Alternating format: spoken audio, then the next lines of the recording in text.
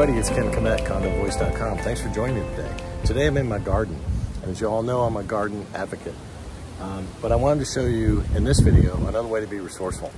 I believe in self-sustainability, and so we grow a lot of our own food when we can, how we can, in the space we have.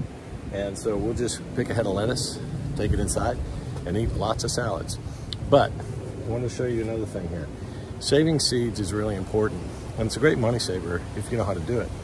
So this is black seed Simpson, and this is going to flower. And we let some of our crop go to flower because we want to save the seeds. Now this one's just starting. Show you a close-up of that. Just starting to, the little yellow is going to start to flower. And once that flowers all the way, it's going to generate the seeds inside. It's going to mature them.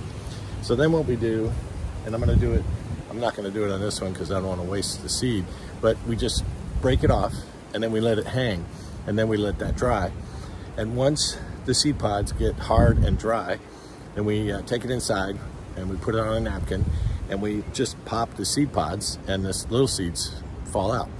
And so we just save those, and we got to make sure they're dry. So you want to take them inside in the air conditioning or something, or just let them dry out for a few days, because you don't want to store seeds when they're wet. You want to make sure they're good and dry. So here you see, I just wanted to show you a dried out stalk of seeds. So we've let this dry, and you can see it's all brown, and the seed pods have gotten all hard. And so they're real easy to pop open.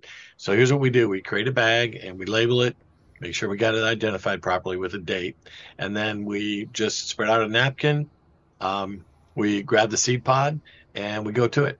So you just pluck off a seed pod here and you pop it open with your fingernail, and you just do them one by one. And because you don't need a ton of these. Just imagine now, in a store, you're paying 15 cents a seed or 10 cents a seed sometimes for what you buy, because you don't think about it. You think, well, I'm just going to buy a seed package of 20 seeds or 30 seeds, and it's $2.99 or something like that.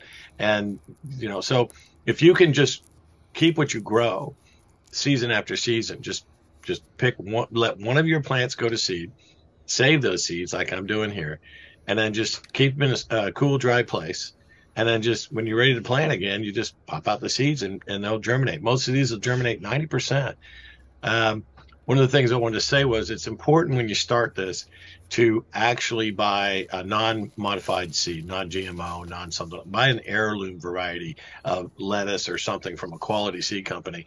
And you can even buy them from collectives and different people that sell them and share them.